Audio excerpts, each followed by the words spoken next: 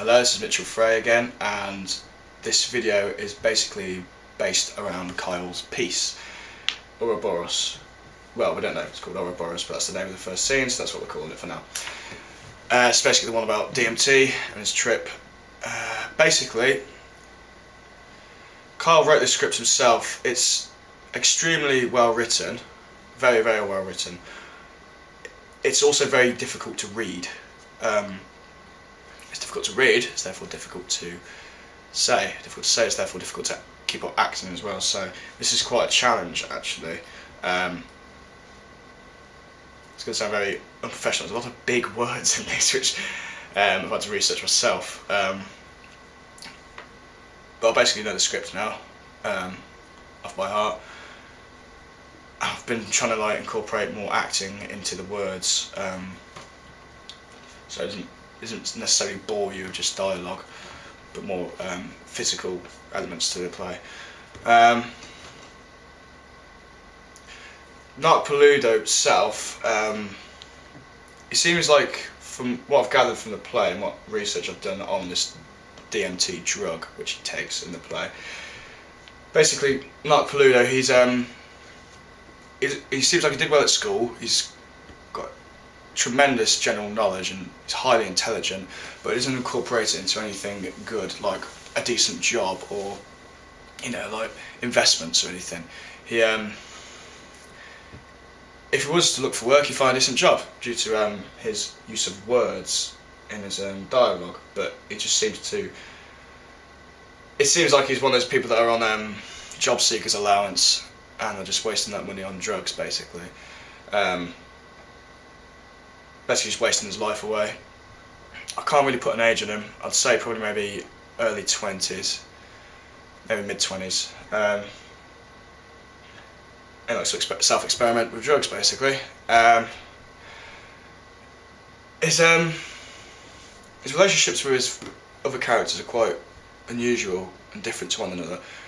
The first one he comes in contact with in the play is Mike. Mike is the typical 9-to-5 guy, fixed work, you know, in bed by 11, up by 6, bananas for breakfast kind of guy. Whereas Nark seems like the complete opposite, nocturnal, doesn't do anything all day, just gets stoned or faceless, basically. And they don't really get on and they just take the mick out of each other, pretty much.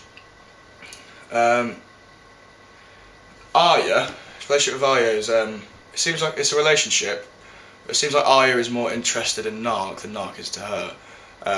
Arya's sort of like, oh yeah, we're definitely together sort of thing, and Nark is just a bit like, oh yeah, this is my girlfriend, Arya.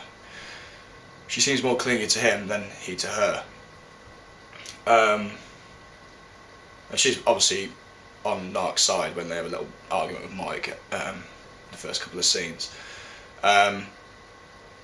But she's also a bit cautious of his actions when he is about to take the DMT hit. She gets a bit scared and worried that it might affect me really badly and I might overdose. I don't really know. After I take the hit, my first encounter with any other character is Ideology, who's played by Hebe. After studying psychology for a year, my basic understanding is that the id is the sort of bad side of you and the ego is the good. But that's just my own knowledge, not much to be honest. Because it's my first encounter of my mind, my first part of my mind, he's very confused and also very fascinated into what my id has to say. And I think I try and understand him, or her, or whatever it is at first, then I don't. And then as I'm passed on to the ego, I'm a bit confused. I think I'm going to act a bit like cautious and a bit like, what the hell, what's going on sort of thing. Then ego bursts out of nowhere, played by Ross, and tries to bring me back to a normal level. I'm a bit cautious and anxious of him. I also get a bit angry with him as well, because he's trying to make out that I'm selfish, which obviously Nark doesn't like. When ego releases me, I feel like I've got a better understanding of my mind and what the hell's going on this trip. So my id and ego, I've gone through them, I know what it's about. I'm like, oh okay, yeah, I sort of know it now. So I'm all happy and giggly. I'm on a good trip now. And I come across two characters called Love and Fear. Love interacts with me first. Very soft, very calm, very loving, obviously. And Nark seems like he's attached to her really well, and very calm and happy. But when Fear butts in, I think I'm going to start maybe grabbing my hair and sort of acting a bit like confused and scared and a bit panicking. But when Love talks to me again, I'm going to start calming down again, and then vice versa. Then they both release me again.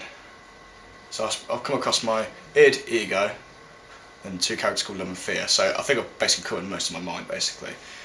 So now I'm pretty confident I know what the hell's going on. And then I come across God, and I immediately think I know what's going on. So I'm all arrogant as if to say like, yeah, I've sussed it, I know what's going on, sort of thing. Yeah, got it all figured out. I'm slightly cocky with God as well,